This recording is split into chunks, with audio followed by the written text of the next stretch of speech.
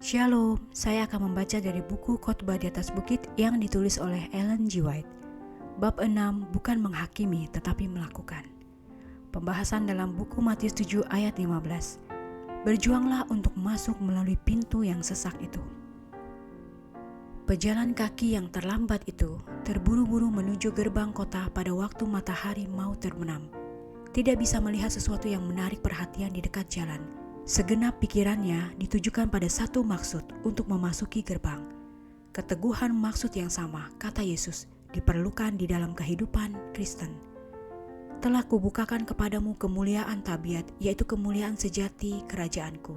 Kemuliaan itu tidak menjanjikan kekuasaan duniawi kepadamu, namun seimbang dengan keinginan dan upayamu yang tertinggi. Aku tidak memanggilmu untuk memerangi keunggulan dari kerajaan besar dunia, tetapi oleh sebab itu, janganlah disimpulkan bahwa tidak ada pertempuran untuk dilancarkan atau kemenangan untuk diraih. Aku minta engkau berjuang, menderita untuk masuk ke dalam kerajaan kerohanianku. Kehidupan Kristen adalah suatu peperangan dan suatu gerakan, tetapi kemenangan yang akan diperoleh tidak diraih dengan kuasa manusia. Medan pertentangan adalah lingkungan hati. Pertempuran yang kita lancarkan, pertempuran terbesar yang pernah diadakan manusia adalah penyerahan diri kepada kehendak Allah. Penyerahan hati kepada kedaulatan kasih. Tabiat lama dilahirkan dari darah dan kehendak daging, tidak dapat mewarisi kerajaan Allah. Kecenderungan-kecenderungan yang dibawa lahir, kebiasaan-kebiasaan dulu harus ditinggalkan. Orang yang bertekad untuk memasuki kerajaan rohani akan menemukan bahwa segala kuasa dan nafsu dari sifat manusia lama yang belum bertobat, yang diperkuat oleh kekuatan kerajaan kegelapan, sedang berjuang melawan dia. Sifat mementingkan diri dan kesombongan akan bangkit menentang segala sesuatu yang menunjuk keberdosaan mereka. Dengan kekuatan diri sendiri, kita tidak dapat mengalahkan keinginan-keinginan dan kebiasaan-kebiasaan jahat yang berjuang untuk menguasai. Kita tidak dapat mengalahkan musuh yang menahan kita. Dalam perbudakannya, Allah sendiri dapat memberikan kemenangan kepada kita. Dia ingin supaya kita menguasai diri kita, kehendak dan jalan-jalan kita. Tetapi Ia tidak dapat bekerja di dalam diri kita tanpa izin dan kerja sama kita. Roh Ilahi bekerja melalui kemampuan dan kuasa yang diberikan kepada manusia. Tenaga kita diperlukan untuk bekerja sama dengan Allah. Kemenangan tidak diperoleh tanpa doa yang sungguh-sungguh, tanpa merendahkan diri dalam setiap langkah. Kehendak kita tidak dipaksakan untuk bekerja sama dengan wakil-wakil ilahi, tetapi harus diserahkan secara sukarela. Sekalipun dapat dipaksakan kepadamu ratusan kali lipat kehebatan pengaruh roh Allah itu, tidak akan membuatmu sekristen, sewarga kerajaan yang layak untuk surga. Benteng setan tidak akan rubuh. Kehendak harus dibenamkan pada kehendak Allah, tetapi jika engkau mau hidup dijadikan mau, Allah akan melakukan pekerjaan itu bagimu, bahkan mematahkan setiap siasat dan merobohkan setiap kubu yang dibangun oleh keangkuhan manusia untuk menentang pengenalan akan Allah. Kami menawan segala pikiran dan menaklukkannya kepada Kristus. 2 Korintus 10 ayat 5. Kemudian engkau mengerjakan keselamatanmu dengan takut dan gentar. Karena Allah lah yang mengerjakan di dalam kamu baik kemauan maupun pekerjaan menurut kerelaannya. Tetapi banyak tertarik oleh keindahan Kristus dan kemuliaan surga yang segan-segan memenuhi syarat satu-satunya supaya ini dapat menjadi milik mereka.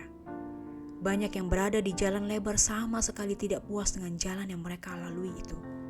Mereka rindu melepaskan diri dari perhambaan dosa dan dengan kekuatan mereka sendiri berupaya untuk membuat suatu pendirian melawan kebiasaan-kebiasaan berdosa mereka. Mereka melihat ke arah jalan sempit dan gerbang sesak. Tetapi kesenangan mementingkan diri, kasih akan dunia, kesombongan, ambisi yang tidak suci, membuat suatu rintangan antara mereka dan juru selamat itu. Untuk meninggalkan kehendak mereka sendiri, sasaran kasih atau pencarian pilihan mereka memerlukan suatu pengorbanan di mana mereka bimbang dan ragu serta berubah kembali. Banyak akan berusaha untuk masuk tetapi tidak akan dapat. Lukas 13 ayat 24. Mereka menginginkan kebaikan, mereka berupaya untuk memperolehnya, tetapi mereka tidak memilihnya. Mereka tidak mempunyai suatu maksud yang tetap untuk memperolehnya di atas segala-galanya. Harapan satu-satunya bagi kita jika kita mau mengalahkannya adalah menyatukan kehendak kita dengan kehendak Allah dan bekerja sama dengan Dia jam demi jam dan hari demi hari. Kita tidak bisa mempertahankan diri dan masuk kerajaan Allah jika kita sampai kepada kesucian. Itu adalah melalui penyangkalan diri dan penerimaan pikiran Kristus. Kesombongan dan mengandalkan kekuatan diri sendiri harus disalibkan. Maukah kita membayar harta yang dituntut dari kita? Maukah kita membawa kehendak kita ke dalam persesuaian yang sempurna dengan kehendak Allah?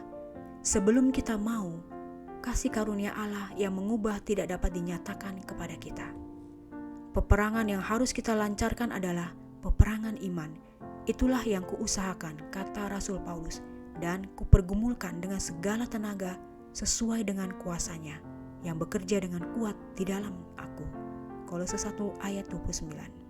Yakub dalam krisis hidupnya yang besar beralih ke dalam doa.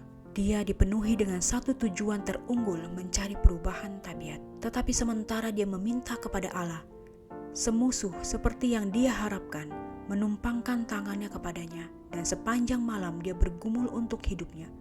Tetapi tujuan jiwanya tidak diubahkan oleh bahaya kehidupan itu sendiri. Ketika kekuatannya hampir habis, malaikat itu menunjukkan kuasa ilahinya. Dan ketika Yakub dijamah, sadarlah ia dengan siapa ia telah bergumul. Dengan kesakitan dan tak berdaya, ia jatuh ke pangkuan juru selamat itu, meminta berkat.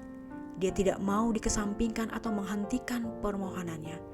Dan Kristus mengabulkan permohonan dari yang tak berdaya dan menyesal ini, sesuai dengan janji-janjinya. Kecuali kalau mereka mencari perlindungan kepadaku dan mencari damai dengan aku.